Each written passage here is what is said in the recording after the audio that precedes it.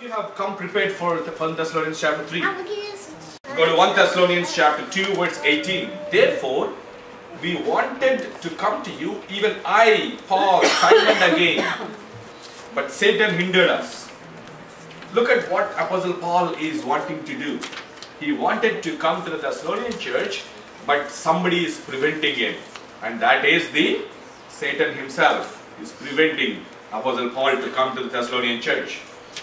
But what is our hope, our joy, or the crown of rejoicing? Is it not even for you in the presence of our Lord Jesus Christ at His coming? For you are our glory and joy. So Paul says, you know what?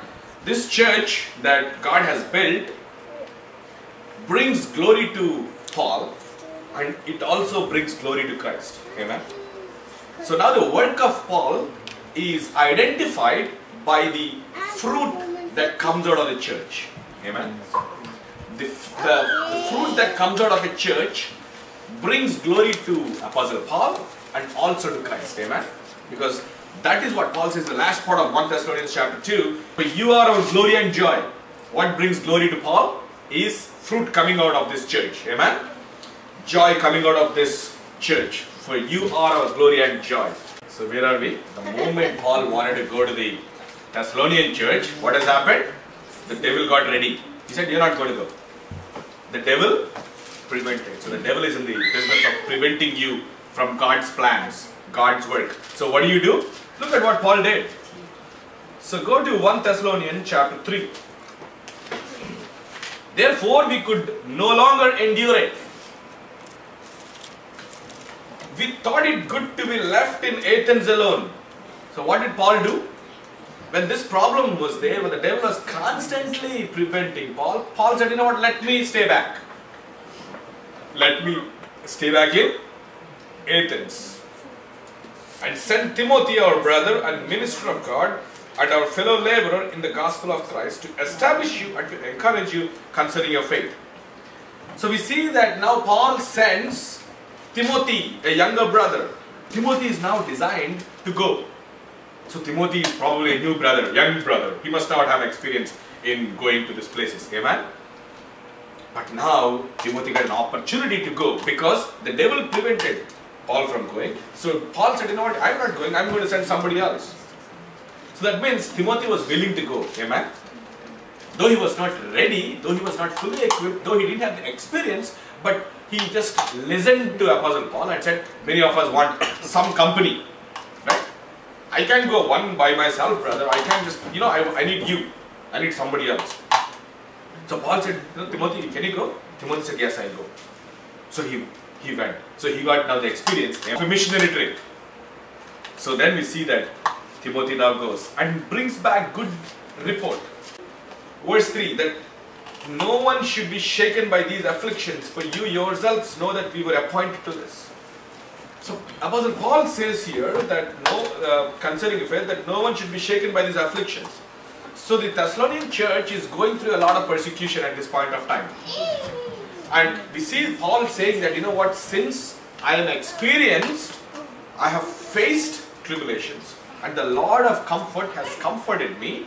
And this experience I have received when I went through tribulations, the Lord has comforted me. So now God has equipped me to share these remedies of how the Lord protects us through tribulations based on experience. Now I have experience. Because I have experience, I am able to share you. And that is why we see, you know what, don't be afraid of these tribulations. Don't be afraid of this afflictions. Because guess what? You and I will go through this affliction. You and I will go through these tribulations. But in fact, we told you before when we were with you that we would suffer tribulation. Just as it happened, and you know. Actually, we know beforehand that you and I will suffer tribulation. But that is what we are appointed for. The book of Philippians says, you know what?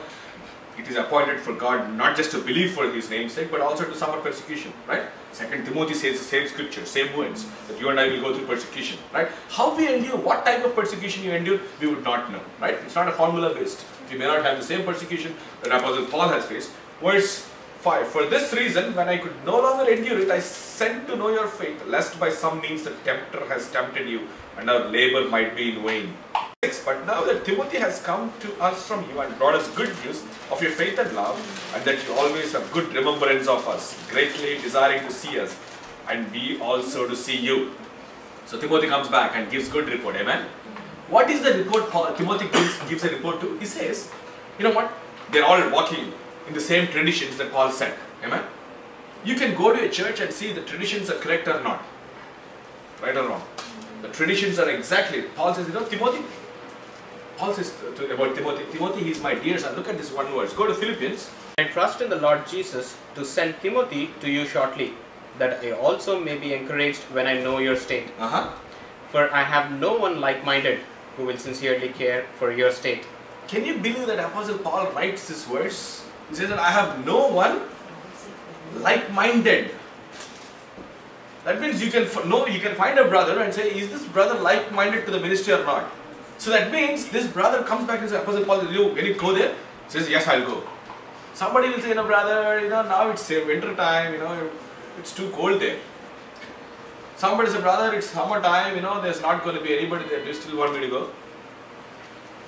Sometimes I was a brother, for me to, my family is here, let me take care of them. Actually, it's very interesting to see that one beautiful verse that the Lord talks when He was on earth. There was a young man who comes and follows Jesus. He comes and follows Jesus. But then he says like, brother, Lord, can you just stop for a few minutes because my father died. Let me go bury my dad and I'll come back. He says, let the dead bury the dead. I have no one like-minded like Timothy. So Paul and Timothy is a great pair. Amen. So they could form together. This pair was able to reach the ends of the world. Amen. So now you and I we should say, you know what, let us form a team. We looked at the 1 Thessalonians chapter 1 talks about teamwork. How brothers come together as teams to do God's work. So this generation, for now, we are the team. Amen. So some of us are hands, some of us are legs, some of us are, amen. So now all of us together will be able to move forward. That is how the Lord operates. So now look, Paul says, no one like-minded like Timothy, but I'm going to send him and he is going to genuinely care about the state of affairs for you. Right? Therefore, brethren, in all our afflictions and distress, we were comforted concerning you by your faith. So though we were going through a lot of tribulation, though there is a lot of affliction that we are facing, but when we heard of your news, Timothy came and refreshed us. Amen? So the news, good news that this brother brings to Paul says, that's good news. What a refreshing thing. Paul was really scared. How the church will be without his presence. Are they still walking? Are they still obeying? Are they still following the traditions, the customs that Paul set? Amen? Through the power of the Holy Spirit. Amen?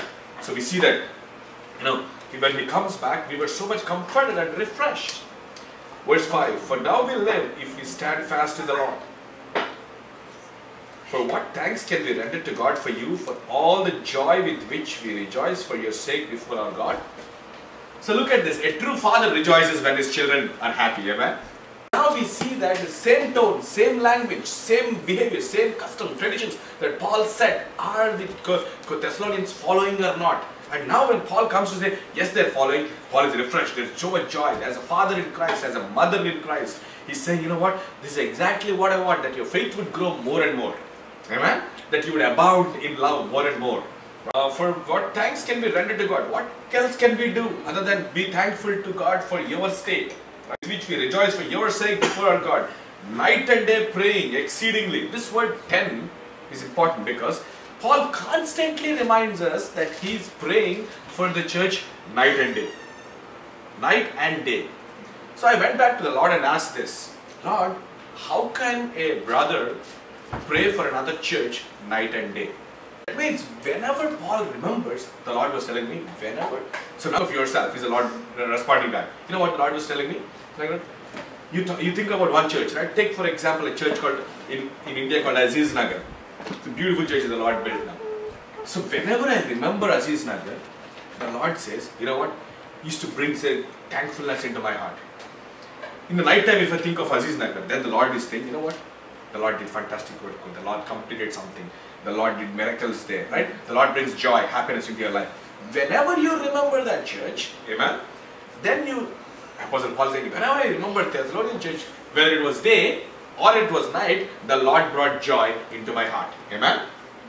Back in Thessalonians 3:10. Night and day, praying exceedingly that we may see your face and perfect what is lacking in your faith. When Paul comes, he's going to impart a gift. Amen? Spiritual gift. Not just Paul imparting a spiritual gift, but he receiving a spiritual gift. This is what Paul talks about.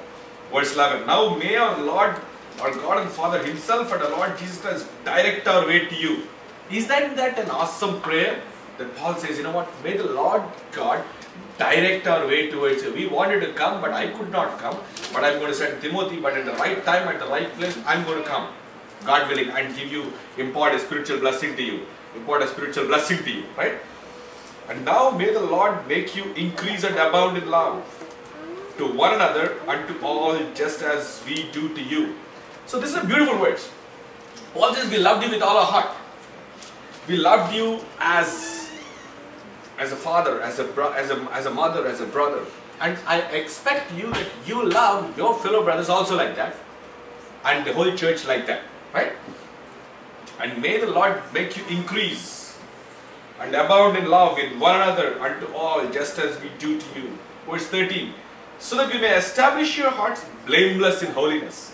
Paul is talking about growth. Amen? Paul is talking about increasing in love, increasing in abundance. That our faith would grow, abound, multiply, That's what the Lord is talking about, right? That would grow before our Lord and Father at the coming of our Lord Jesus Christ with all his saints. So if you look at it, Paul slowly but subtly introduces the coming of the Lord Jesus Christ. Amen? He talks about the coming of the Lord back again.